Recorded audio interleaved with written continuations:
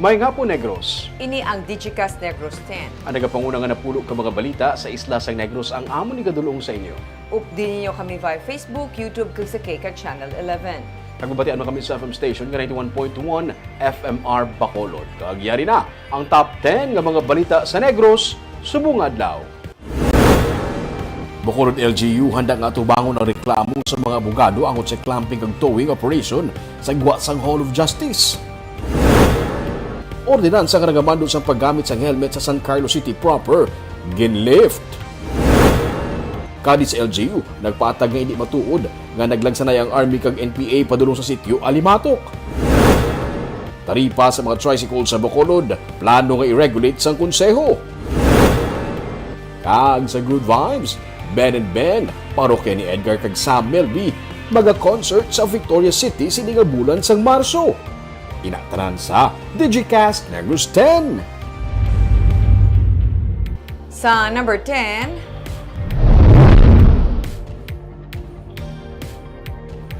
LPA sagwa sang PAR ang ginamonitor sang pag-asa.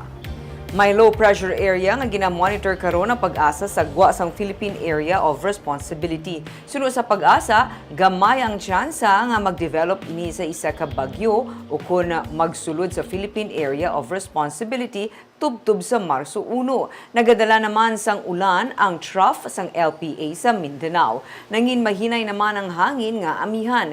Kung sa nagligad nga adlaw, mabatyagan ang matugnaw nga dapis sang hangin sa Luzon kag Visayas, subong hindi na ini mabatyagan sa Visayas. Kaya ang easterlies naman kung hangin gikan sa Pacific Ocean ang nagapangibabaw sa Visayas. Posible ang pagbubo sang ulan nga may upod nga pagpanaguob sa isla sang Negros bangod sang easterlies kag localized thunderstorms.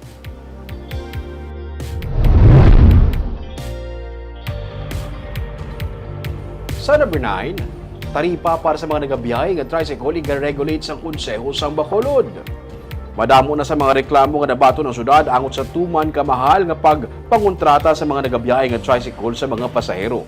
Gani ginaduso ni Councilor Al Victor Espino, pamuno sa Committee on Transportation and Traffic sang konseho sang syudad nga matukod ang local tariff board nga mo mag-regulate sang plete sa mga tricycle. Ang pagpasiguro nga ginapatuman ang insakto nga taripa sa mga nagabiyahe nga tricycle ang mangin kabahin sang mandato sang bitaw. Ginduso na sadto ni Espino nga mapasanyog ang bitaw para man mapabilin nga isa ka self-sustaining office sang syudad. Pag may kasugtanan sila, then may ara sila sang kontrata. But kung wala, ang problema sila masami, doon muna nanandan sang sukot sang tricycle driver. Lain na yang gina-imponer sang tricycle driver or sang TODA ang taripa. They cannot do that. Only the sanggunian panglungsod ang makabutang sang tarifa. So, this innovation sa aton nga ordinansa will allow the City of Bacolod nga mag-convene sang local tariff board for the tricycle.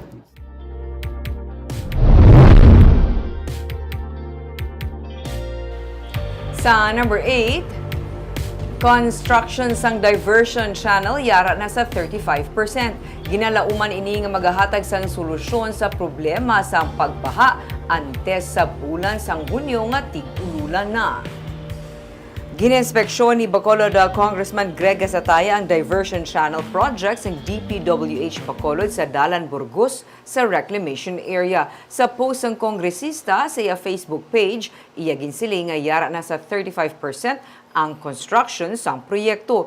May 444 million pesos ang pondo nga gintalana sa diversion channel project nga kabahin sang kapin 1.1 billion pesos nga drainage system master plan project. Ginapaabot nga ini matapos antes sang tig-ululan sa bulan sang Hunyo. Ang diversion channel project ang ginpatuman agud matagaan solusyon ang pagbaha sa downtown area sa Bacolod. Kalapkip man sa mga napatuman nga flood control projects sang DPWH ang revetment kag flood wall project sa Mambulok Creek para mapahagan-hagan ang pagbaha sa reclamation area.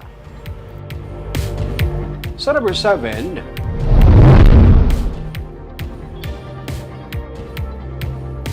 job order workers sa Silay City nga na-assign sa Water District nakop sa buy-bust operation.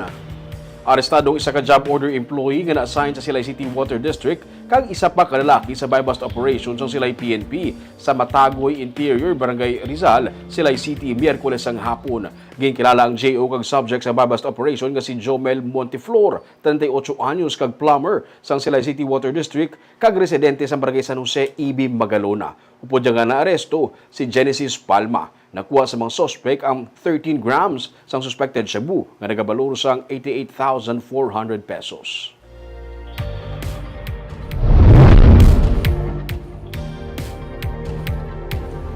Sa number 6, Cadiz LGU nagpaathag nga hindi matuod nga nagalagsanay ang Army kag NPA sa sitio Alimatok. Natublag ang mga residente sa Cadiz City kahapon sang naglapta ang isa ka mensahe gikan sa isa ka concerned citizen nga nagasiling nga hindi anay magwa sa balay ang mga pumuluyo sang kahapon kay may ginalagas ang army nga pilason nga NPA nga sakay sa motor padulong sa sitio Alimatok sa barangay Celestino Villasin sa Cadiz City. Sa Facebook page sang Cadiz LGU nga Bilis Cadiz ginsiling nga hindi matuod ang amo nga impormasyon kag dapat ang mga pumuluyo magkuha lamang sang impormasyon sa LGU mismo o kung sa PNP angot sa amo sini nga mga sitwasyon. Ginsiling man sa page nga dapat hindi magpalapta sa mga impormasyon sa social media nga magatuga sang kahadlok kag magaguba sang kalinong sang komunidad.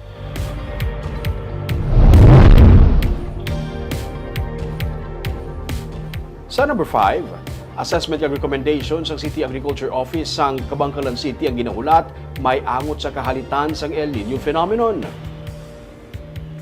Inisunod sa Kabangkalan City Mayor Benji Miranda nga nagsiling nga ang humayan nga nagkalahalitan ang yara sa nabukid nga mga barangay kag rain-fed kag wala sang irigasyon. Depende sa mga rekomendasyon sa City Agriculture Office ang assistance nga igahatag sang syudad. Lantawon man kung nagakaangay ang pagdeklarar sang state of calamity suno sa kay Miranda. 13 ka mga barangay sa Kabangkalan City ang nag-report nga may apektado nga pananom bangod sang El Nino phenomenon. Nagdangat sa 22.8 million pesos ang balor sa kahalitan. Sa bilog naman nga probinsya, nagsaka sa 55.4 million pesos ang kahalitan sang El Nino phenomenon. Affected gid ang mga tanom-tanom. Ginatanaw ko pa gani ang assessment. Inakuha ko pa ang assessment sa Apple City Agriculture kag anong recommendation nila. Kag i-discuss na mo na kag ako na operahan sa executive endorsement ito sa gunian para ma-operahan nila sang resolution.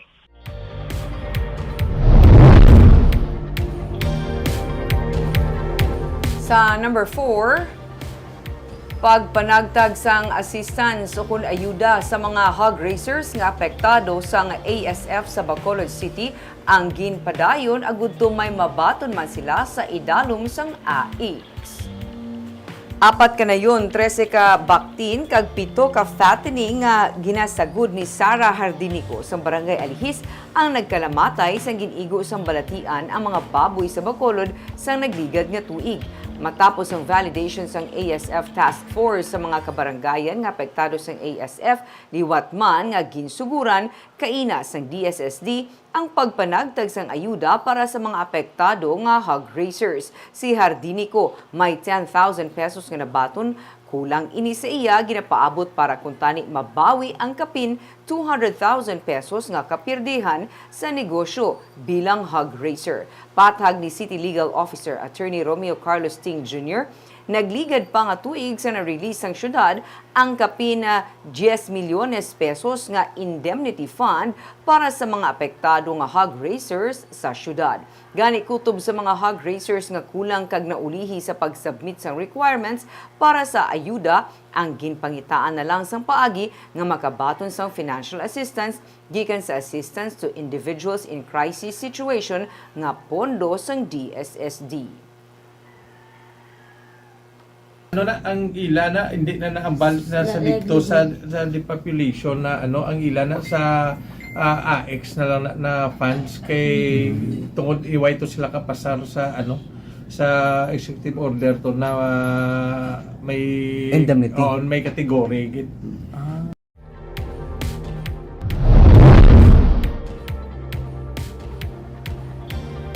Sa number 3, Mga katunga sang demand sa baboy sa karon hindi mapunan sang supply. Ini sa bahin sang Arano kun ang Alliance of Hog Raisers Association of Negros Occidental.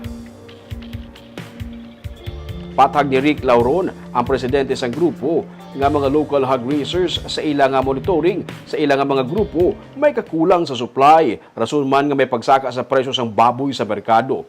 Mga 50% suno sa iya bahin sang Arano ang hindi mapunan. Wala na sila pa nagapagwa sang baboy sa probinsya bangod priority Manila ang Negros Occidental. Patag ni Lauron, epekto na inisang mag-igo ang African swine fever sadto kasubong man ang pagkapatay sa mga baboy bangod sang hog cholera.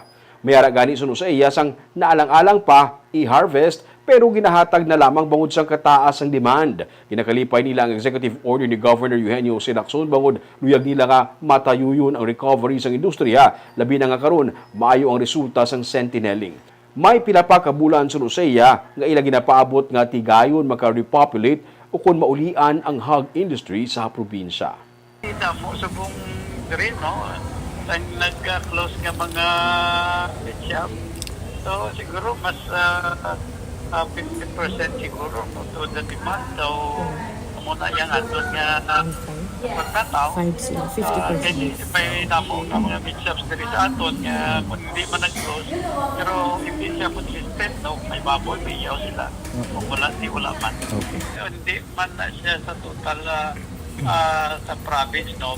Kaya nga ako nga dito, limited siya kung mga area. Pero upon monitor, sa mga grupo, even sa north namon ng mga ng mga meat shops, ang iban di man gina-close, pero hindi consistent ang supply sa market.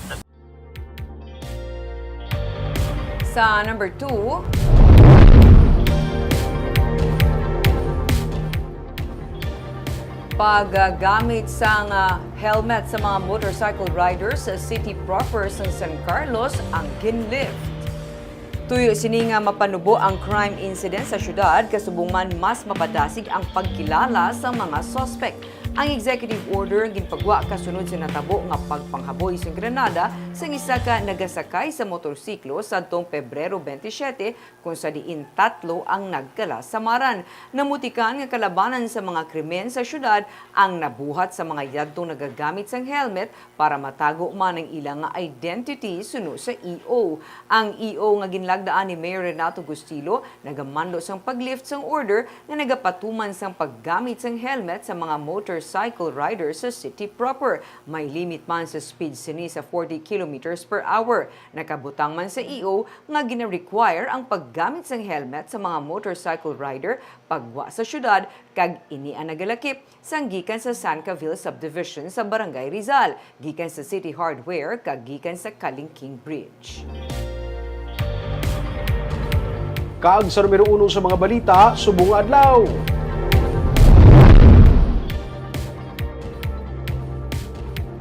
Bacolod LGU handa nga atubangon ang ginaplano sa karon nga kaso nga ipasaka sang grupo sa mga abogado batok sa syudad. Ini kasunod sa ginpatuman nga clamping kag towing sa tubangan sang Hall of Justice sa Bacolod City. May report si Nico Delfin.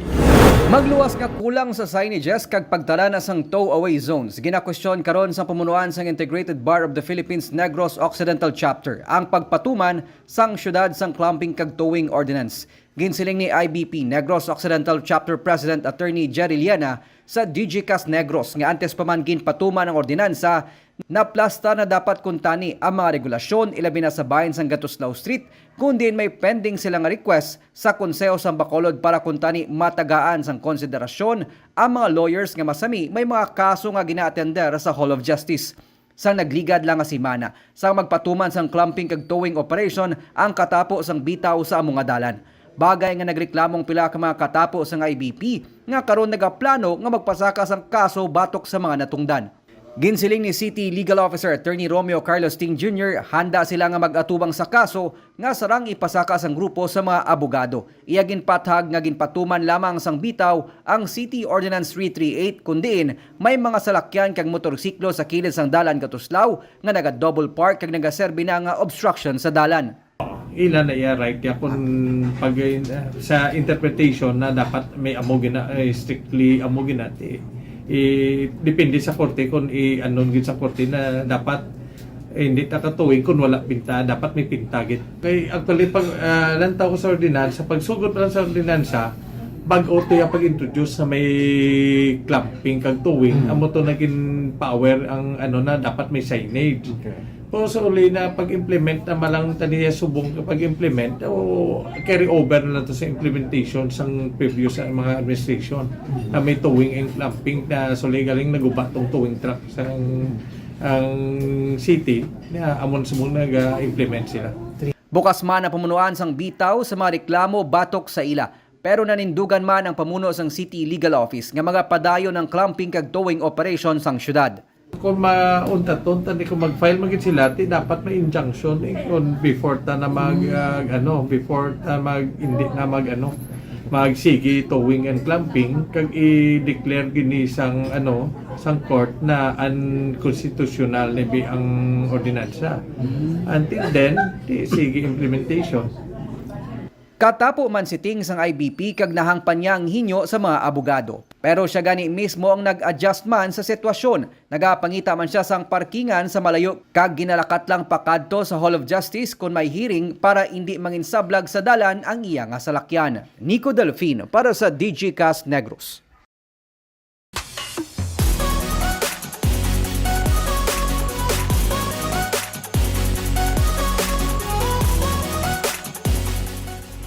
Sa Good Vibes, Ben and Ben, parokya ni Edgar kag si Sam Milby, pila lamang sila sa mag-perform sa Kadalagan Festival sang syudad sang Victorias. May report si Romeo Subaldo.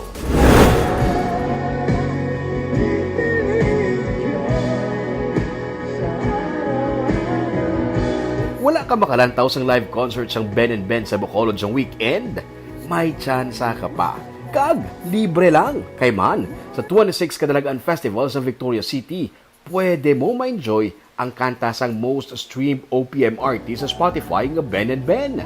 Ini ang inanunsyo sa kahapon ni Mayor Javi Benitez sa iyang press conference. Sa iyang Facebook page, iyaman niya ginanunsyo nga mag-performance sa Victoria City ang popular nga 90s nga banda nga parokya ni Edgar. Kag, mag-performan ang actor kag musician nga si Sam Milby. Magluwas sa mga banda kag artista, isa sa mga ginapaabot man nga mangin bisita sa Victorias, amo si DILG Secretary Benher Abalos. We are preparing for the arrival of Sec Abalos on March 14. No, so this is the first time that the good secretary is coming. He is the highest rated, top 1 cabinet secretary for many surveys now. And we believe that he's doing well and we fully support the DLG program. So at the start of the Pre-Kadalagan, we will have the good secretary come for the inauguration of the Victoria City Command and Evacuation Center.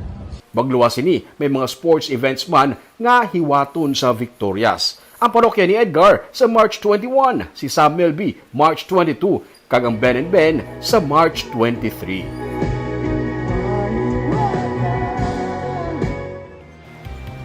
Barb, grabe ang pasabog ni Mayor Javi, no? Subong pa lang ginapabaloy na nga muna kabigatin sa mga banda nga i-prepare sa Victoria City para sa mga tumalanao. I think may para gid mahandaan sa mga fans nila ang ilang. Ikaw, parokya ni Edgar, yung muna time.